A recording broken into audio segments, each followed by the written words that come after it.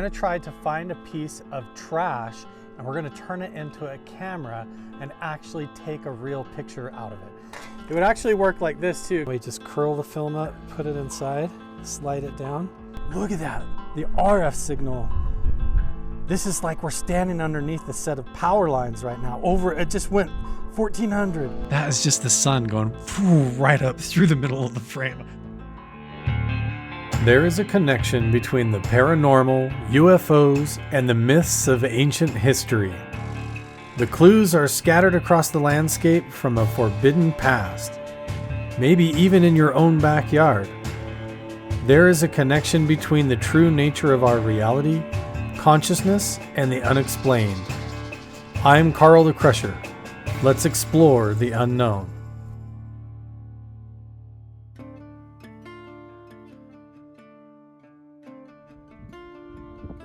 Hey partner, you see any UFOs?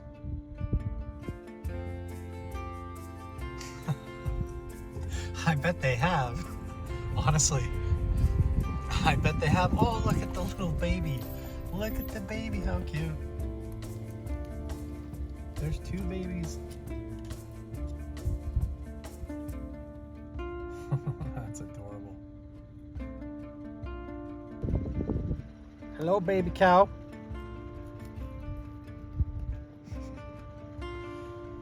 I have a traffic jam. It's just a little one. Before we head back to the petroglyph site, I saw this turnoff where a lot of people come up here and they actually target practice. So they bring their guns out here, their firearms, and they sight them in, they target practice. And there's like tons of debris and people do a pretty decent job of cleaning it up. But it gave me a fun idea where I wanted to pull over where we're gonna try to find a piece of trash and we're gonna turn it into a camera and actually take a real picture out of it. So let me tell you what I'm talking about. So I don't have a good enough phone signal to actually look up his name. I don't remember it, but I am gonna put a video on right now. And I want you to go follow this guy if this is intriguing to you, because that's how I learned it. I was watching his TikTok and he found an old soda can or like a beer can just laying on the ground, and he turned it into a camera and actually took a picture with it. And I thought that was so cool. Today's experiment, we're going to take trash and turn it into a camera. We're going to make exposures from 1 day to 6 months. Wait till you see the end result. It's unbelievable. Almost like a piece of trash that someone would leave out and just have it oddly placed and let it take a picture for a day and see if this works. I hope it does. It could be really cool. Take the film out and I'm going to tape it down. Yeah, you don't need developer. It's relatively easy to do. So I went ahead and I ordered this photography paper, and it's basically like as soon as you expose it to light, it starts absorbing whatever it's looking at and it will imprint and kind of burn that image into the photo paper. So this paper's pretty big. I don't think we're going to be able to find like a can that is the exact size. So before I left the house, I took a pair of scissors and I basically just cut one of these sheets of photo paper in a strip just like 3/4 of the way up. So hopefully we can find a couple of different sizes of like soda cans or something that we can use. But I also have some electrical tape, duct tape. You have to be able to like poke a little hole in it and cut the can open. It's going to be like a whole arts and crafts project that we're going to do. I originally said that we were going to do this over by the Grand Canyon, but when I saw the turnoff today, there was a raven sitting right on the side of the trail, and he was looking at me and flapping his wings, and he got up and flew around. So I thought, I've got the photo paper in the truck and all of this stuff right here, so let's just go ahead and do it. I do still want to go to the Grand Canyon and do this, but I think it's a way bigger trip to go over there to set up the camera and then come back, and then you have to go out and retrieve it again in order to come back and process the photo. So I'm going to try to do this project at least the first time a little bit closer to home. But if this works, it's going to be really cool. There's honestly trash all over the place, so I'm just going to start kind of looking downhill. Here's a can right here, but see, I don't think this will work. This is what we're looking for, but it's full of bullet holes. And Honestly, you could come out here and start trying to pick up the trash, but you'd be doing it for the rest of your life because it's almost just like a garbage pile here. But I think we're probably going to be able to find something that will work. Here's some more trash. This is one of the times where you actually do want to find litter, right? But not like this. This is pretty gross. People should definitely do a better job cleaning this up. Nothing that will work here. I don't know if you can hear that.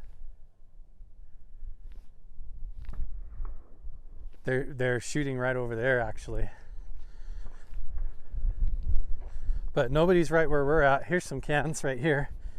I was worried we were gonna have to like actually find a garbage bin to rummage through if we were gonna do this today. But here's like a whole pile of some empty cans right here. Looks like, let's see if any of them will work. This is looking way more promising because you don't want anything with holes in it.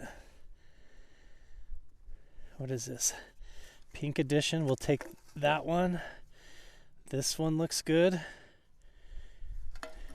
This one will not work, but we'll take it and clean it up. And this one looks good. So we got three good camera prospects right here, and they're even tall cans, which is perfect because it'll fit our photo paper even better. So we got three good cans right here. And this is my first time ever doing this. But basically, from my understanding, so we're just gonna cut the top off here and be careful. If you're gonna do this with kids, make sure you have an adult help you because it's gonna create a bunch of these sharp edges, especially if you do it fast like me. This is just like a cheese grater. Don't let little kids do this. And also, I realize we might have to try and dry this out if there's some moisture in there.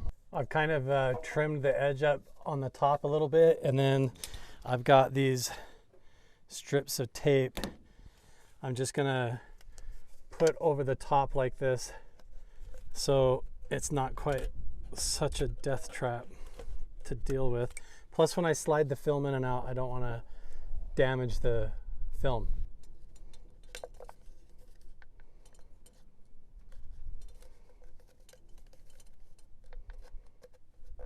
A little bit safer to deal with, huh? Okay, now I'm just going to cut this other one. Well, the one I just made tries to run away in the wind. We're just going to cut all the way around this one. This way we're gonna turn trash into something really cool today. It would actually work like this too, because the idea is you use the bottom one for the camera and the top one goes over as the lid basically. So we're gonna use the bottom of this can and we're gonna cut it a little bit so it goes over the top of this one like a lid, so it's completely enclosed. Okay, I think we pretty much got it prepared. So this actually just comes off. I've made essentially a lid and a base. So this goes inside the other component like that.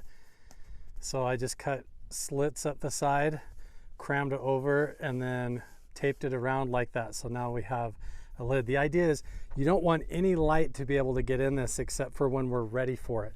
So we're gonna put the film down inside of here, pick a spot in the dark. We're gonna cover it up, slide the film in the dark where it's not exposed to anything, and then we're gonna poke a little hole. I've got a thumbtack right here. We're gonna poke a little hole right in the middle of it and point this out at a scene, at the landscape. And then what's gonna happen is we're gonna leave it like that and come back in like 4 or 5 days. You could even leave it there a month and it doesn't matter. And this thing is gonna long exposure be a camera, and the light will go through that little pinhole and it will burn the image of the environment outside of that pinhole onto the film in the back of this, just like the way that a camera works. So we're basically taking trash and turning it into photography. It just takes a little bit of thinking ahead. Like when I saw his videos probably 3 weeks ago, discovered him, followed him on TikTok, and then immediately just ordered the photography paper. And then I've just been carrying it around in my truck for like a month. And as soon as the idea came to me, like, I'm gonna go out and find some trash and turn it into a camera today, I've got it right there in the back of my truck. and now we're having a fun time making a cool video, and I get to share it with you. So shout out to that guy. I wish I could remember your name and I had a phone signal right now, but hopefully some of the Crusher crew comes and finds you, because what you did inspired me, and now I'm out here doing the same thing. Ian, his name is Ian. I was just able to pick up a bar of service. So thank you, Ian, for showing us how to do this. Let's drive out to the petroglyph site now and we'll set up. We're going to be doing CE5 UFO contact. We're going to do my version of it. So we're doing Crusher Contact Protocol, CCP. Is that what we're going to call it? Crusher Contact Protocol. All right. So what we're going to do is we're going to experiment with different frequencies and sounds tonight while I have my night vision. And we're going to play the audio through the speakers of the truck with the windows open while we're sitting at an ancient sacred site, and see if we can do the same thing as Skywatcher. We don't even have to wait for dark. It's just getting to be that time of the day. Maybe by the time we get out there, it's going to be around sunset, which is perfect for our little arts and crafts photography project.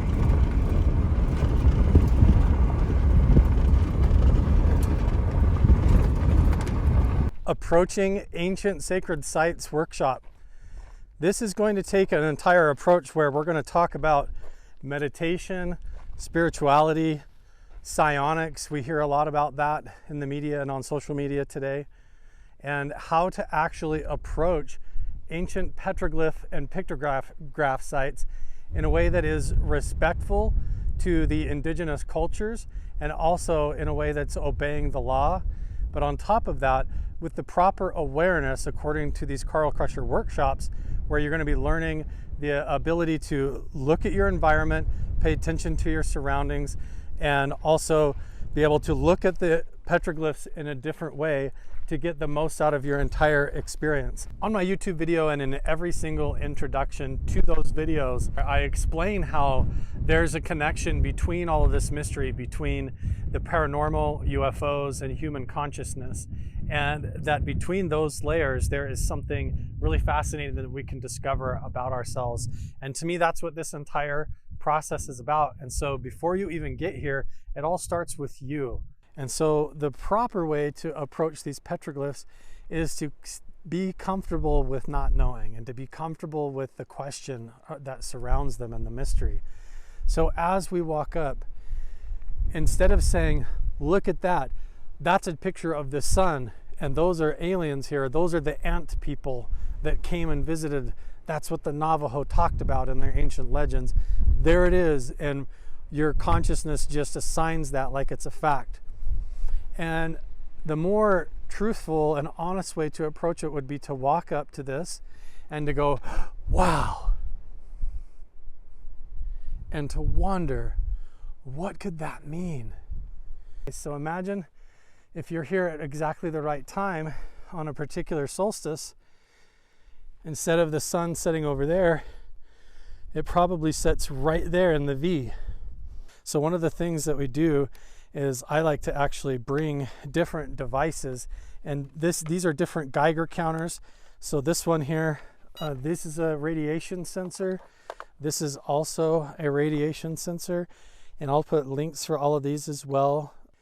Obviously, without going into a whole pitch about the Modular Unidentified Phenomena Alert System, the best way to track all of this is to get one of those MUPOS systems for your home. But this is another field tool that I use along with paying attention to everything else that we've talked about.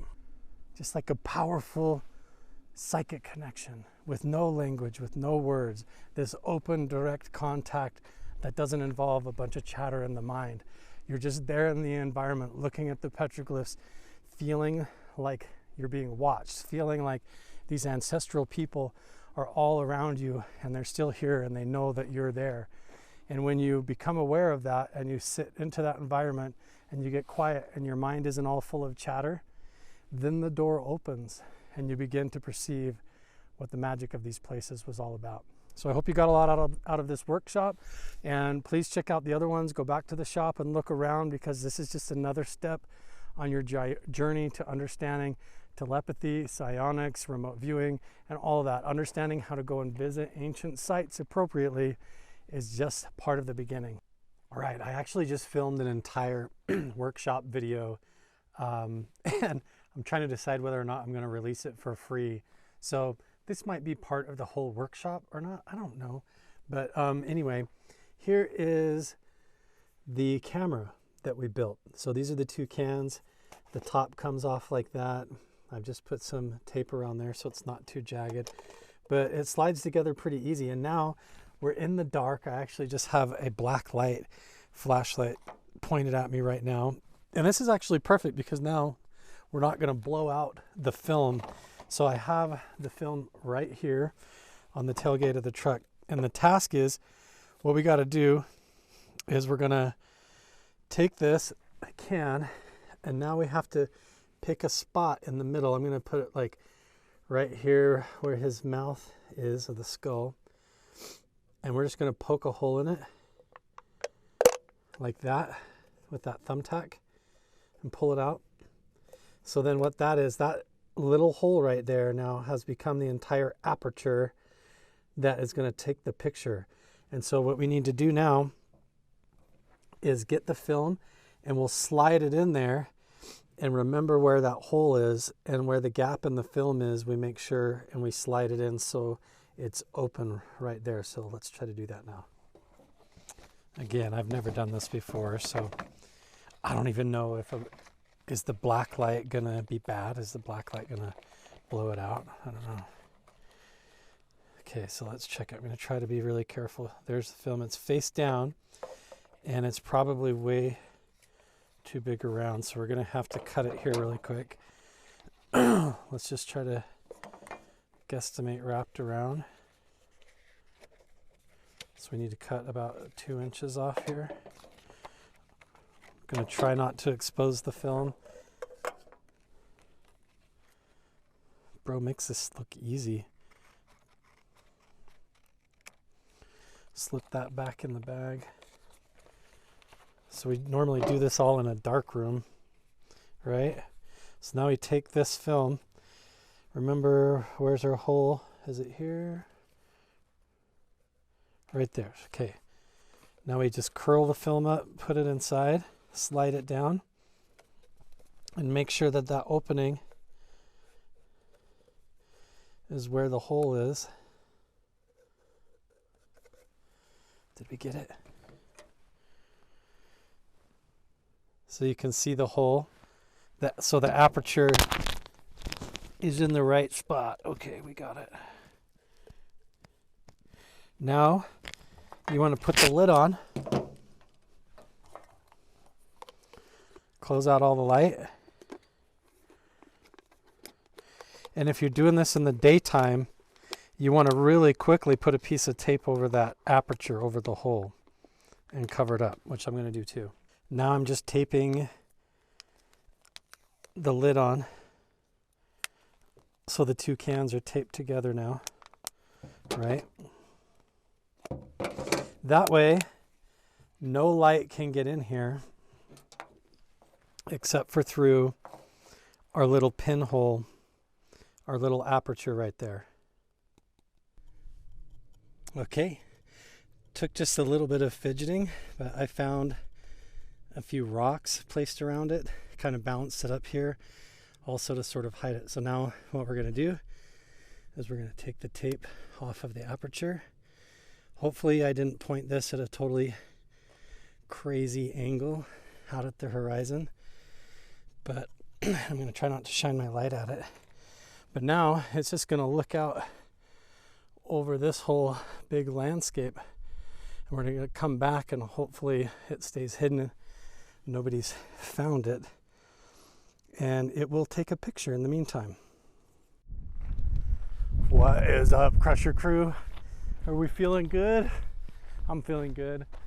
Last time we were out here, I know it probably doesn't feel like it's been a couple of days since I was here, but when we went out and we found the cans and turned them into a camera and left it up here, that was actually 3 days ago. So while I was up here, I went out and I actually filmed an entire workshop video here at the petroglyph sites on how to safely approach and explore ancient paranormal locations. how to go up and do it in the right way and not get in trouble with the law, but also how to do it in the right way to respect what the petroglyphs or ancient locations are and how to approach them in the right context, not only spiritually and telepathically, but also so that you can get the most out of your experience. So a lot of people are worried if you go to some of these locations or if you sit out after dark or meditate by the boulders that you're going to have some kind of a negative thing happen to you or something bad could occur. And while some of those rumors are true, they're founded in the reality that the reason for that is because people usually do it wrong, and they go up to these locations and they approach them with completely the wrong mindset or ideas or belief systems when they go into it. And so it kind of sets them up for that experience. And I'm trying to break that down. And what I mean is the UFO community, this paranormal research community, and what the government is trying to do with disclosure, what scientists are trying to now do with disclosure and the discovery around this phenomena, is we've all realized now, and we have to accept that all of these different topics have turned into sort of like a minefield. What I mean is that going and exploring ancient historical locations and petroglyph sites like this culturally is kind of like walking through a landmine field where you're trying not to say the wrong thing. You don't want to tread on ancient history. You don't want to offend Native American cultures.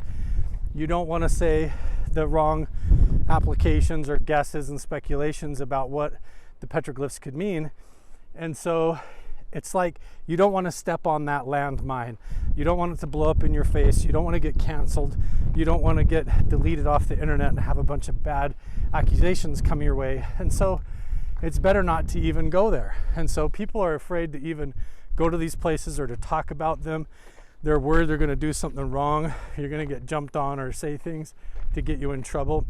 But worse than that, you know, if you go here and you do things spiritually incorrect, you approach them with the wrong mindset, you know, you could have things sort of rub off on you in a negative way. So anyway, there is a right way to do it, and there is a proper way to do it.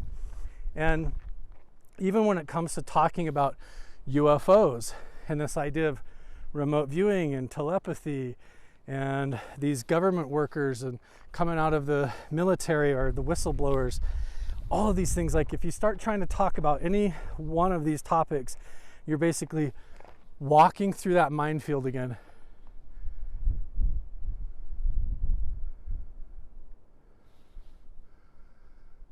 Whoa, it's like I knew that raven was going to fly over me.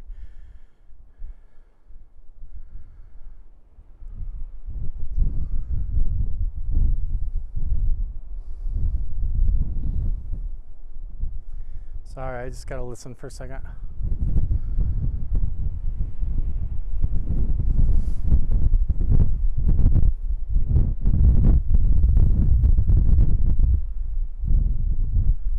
Oof. Felt something like a wave of energy move through me, and it was like I looked up and I honestly was like, I thought there was somebody with like a portable speaker and they were listening to something that had bass music or something. I was like, where is that coming from? It's like this low, and I honestly think it might be coming from this giant stone right here. The way the wind is blowing through these bushes, and the wind is not blowing that hard or the breeze, but it sounds like being at the bottom of a waterfall by this rock here. Jeez.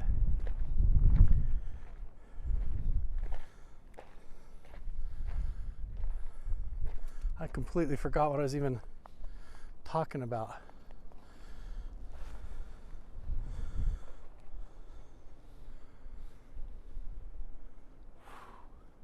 As soon as I walked up close, it's like the energy overwhelmed me. You guys saw that happen. I didn't mean for that. What was I talking about? Oh yeah, I was saying that these topics become like a minefield. They become impossible to discuss. So let's say like Jacob Barber's team comes out, the Skywatcher group, and they start trying to talk about psionics and telepathy and how you can summon UFOs. And that whole topic is like walking through a minefield where if you say the word summoning, suddenly everybody's like, it's demons, demonology, and all these people that are worried and concerned about the terms used and the jargon that he uses, they jump on it and they start to pick it apart like a bunch of vultures. And that's basically like stepping on the minefield and it blows up in your face, and then you got to pick up all the pieces.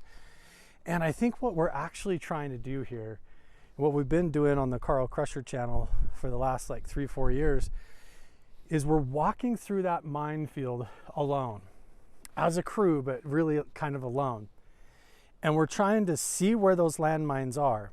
And what everybody else has been doing in the past is basically just trying to run through that minefield, see what's there, and try to get the minefield to go off so that we can find out what it's hiding and we can get to the bottom of disclosure. But the proper way to do this is to walk through the minefield like we have been, going to Skinwalker Ranch, going to Project Hestlin, going to ancient paranormal locations and hotspots, going right into the epicenter of these places where we speculate that the government was even doing mind control experiments on little kids. And as we are looking for UFOs and we're looking for evidence of connections to these ancient cultures and portals to the other dimensions and contact with the phenomena, what we're doing is we're running into these landmines, and one at a time, instead of just stepping on them and having them blow up in our face, we are taking the time to circle around them, get other people involved, bring in the scientists, bring in the archaeologists, bring in the Native American experts, bring in different people and network all of these people together. And instead of having this landmine blow up in our faces, what we're doing now is we are digging them up and we're uncovering them safely, and we're realizing that these things do not need to explode on our faces. They don't have to destroy religion. They don't need to destroy ancient history, and they don't need to infiltrate and destroy and corrupt our industries, or like the petroleum industries or energy systems and things don't have to get overthrown. There is a way to go through this minefield to dig up these topics one at a time and to uncover them and dismantle them without them going off catastrophically. And I think that there's a way to do that.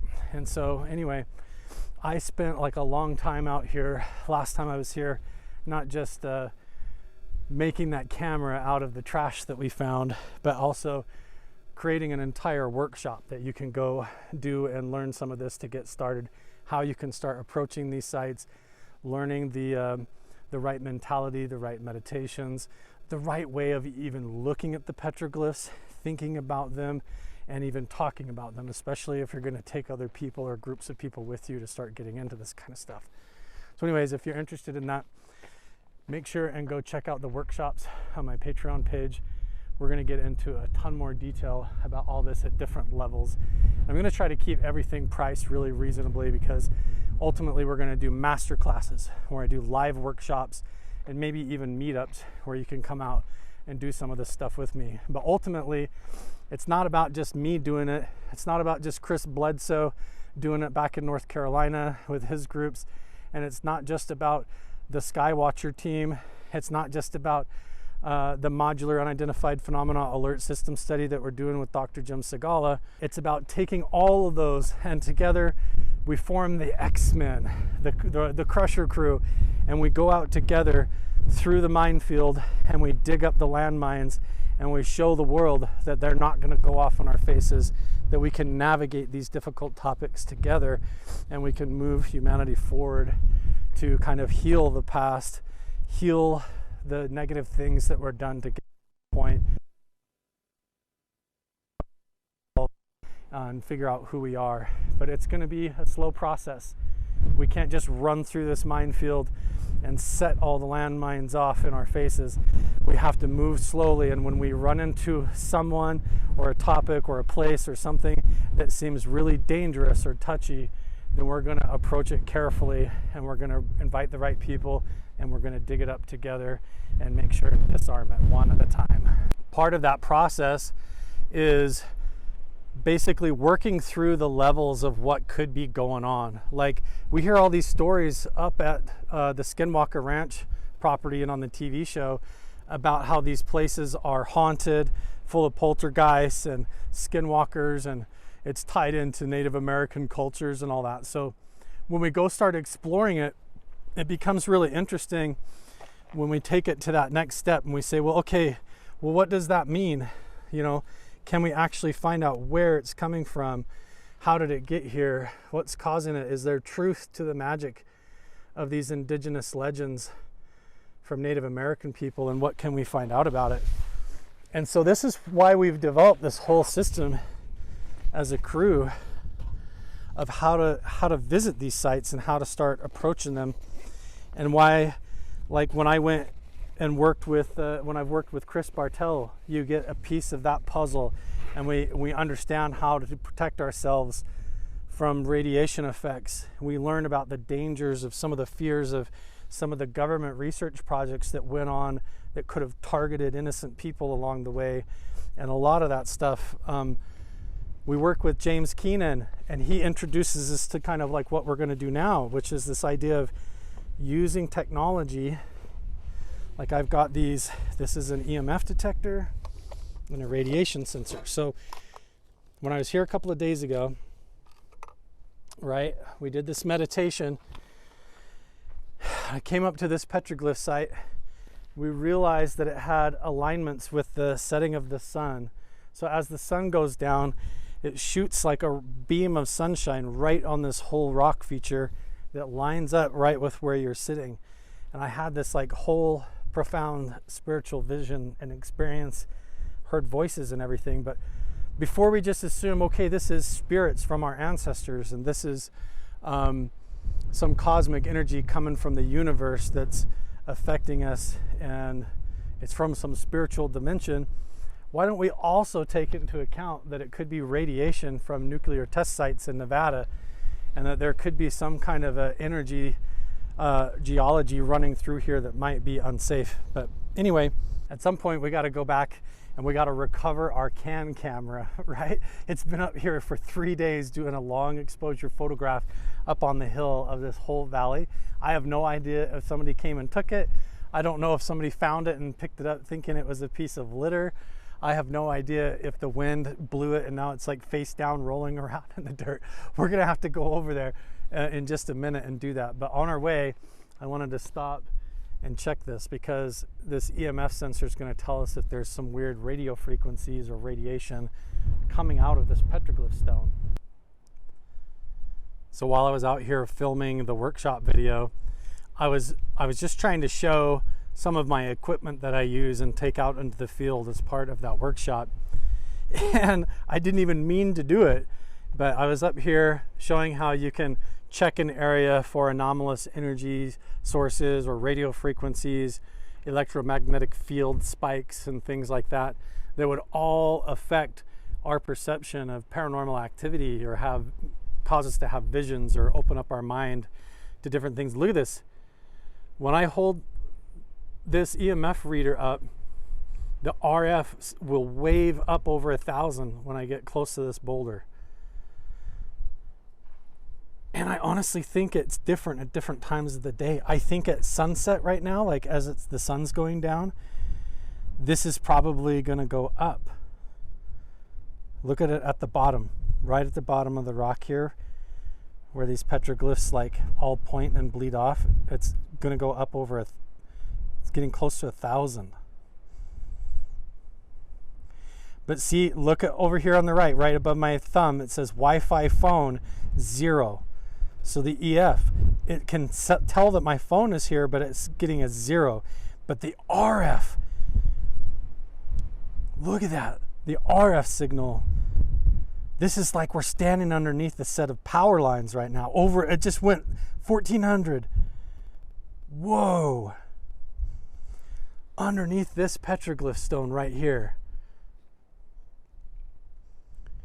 Look, if it was Wi-Fi or phone, the number would show up here, but that's a 0. That's not my phone. Look at these symbolic petroglyph symbols. And we've been coming up here and reading the geology, looking at the geology and how the crystal, that mine full of selenite crystal, is right over there. The whole underground underneath our feet here is a giant slab of crystal.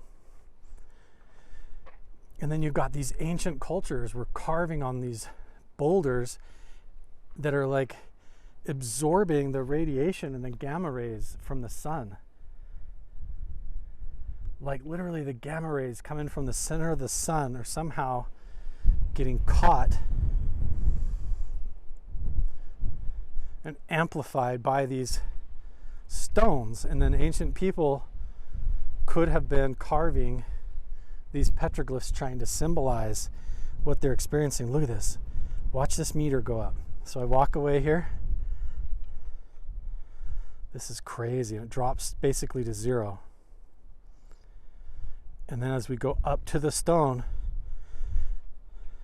watch this thing climb. Trying to keep my shadow out of the way here. What happens?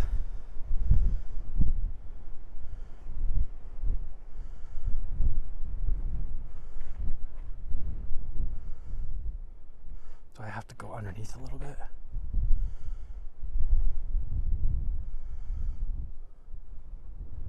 There.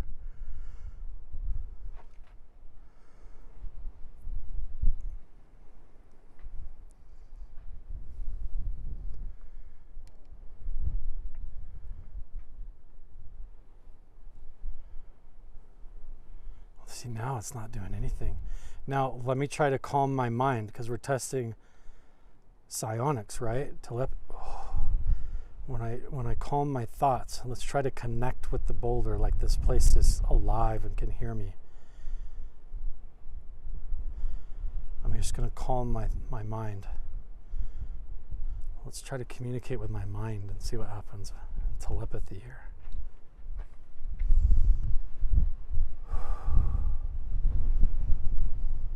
I'm going to close my eyes. You guys tell me if it goes up or not.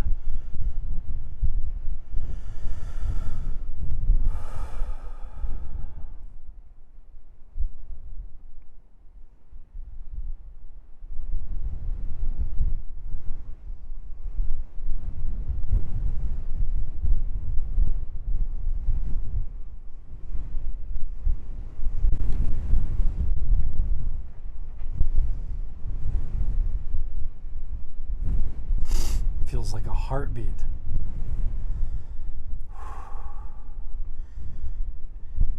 If there's an unseen energy or spirit here that is conscious, can you make yourself known by focusing your energy in this location on us?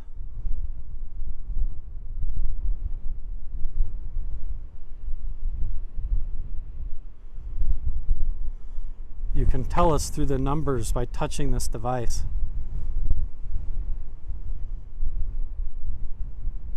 Oh, okay. I don't know, guys. Should we check the radiation? This thing is like going through waves. Imagine an ancient Native American person at like 300 AD, a couple of thousand years ago, sitting underneath there to get out of the rain or get out of the wind, and then suddenly opening up and connecting to the universe through this entire like scalar wave system he doesn't even know that he's in the middle of. And then suddenly he sits down there, and next thing you know, he's basically talking to God. like the radio frequencies going through this stone right here is basically like if you went and sat underneath a giant magnet. That's got to do something to rewire your brain or change the alignment to the point that they were carving these ancient symbols on there like this is a sacred site. And now we have the technology to come up here and prove that it's real. So this is what psionics is. This is what this is all about, is uncovering these. This would be a legitimate portal. This is legitimately like a portal going on here. Could it be? Could this literally be it?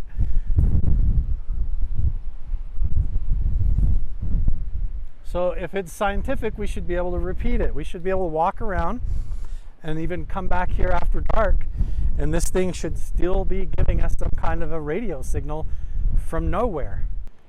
Let's check the Geiger counter though. This is an actual Geiger counter data logger, and it captures that. So here, let me check and see. Now we're going to see if there's radiation.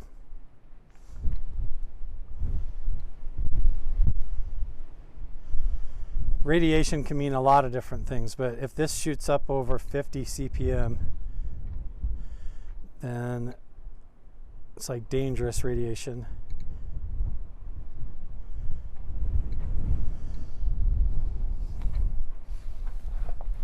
Okay, I'm gonna go back underneath here. Put my ass on the line for you guys. Hopefully I don't get microwaved under here. Look at the rock though, it looks so cool. Can you imagine trying to sleep under here? Like, what would happen? Gonna sit in like a cosmic MRI machine. This is going up to 26. 25. Dropping 23. That's basically just normal, natural radioactive decay from the Earth. So this is nothing. No radiation, but radio frequencies. Why RF signals? Why is there RF coming out of this rock? Like what is going on here?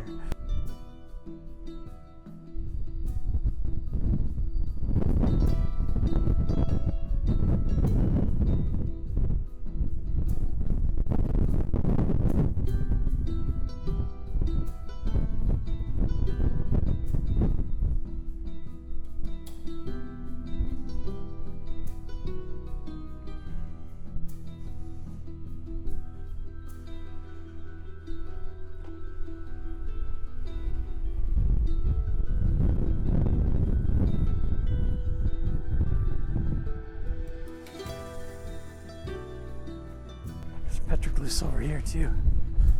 Oh, look at this guy. Wow, cool.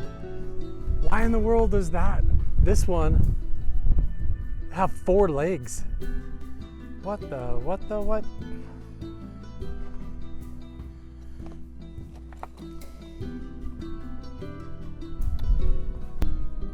the heck, man? That is a weird one. And I felt this wave of energy come over me that was like, look up, look up. And I got out of the truck and looked up and I saw this thing moving overhead. I'm nervous. I don't know if this worked at all. Okay, there's the photo paper.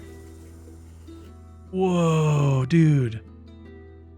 I can't believe that we took a picture with a piece of trash.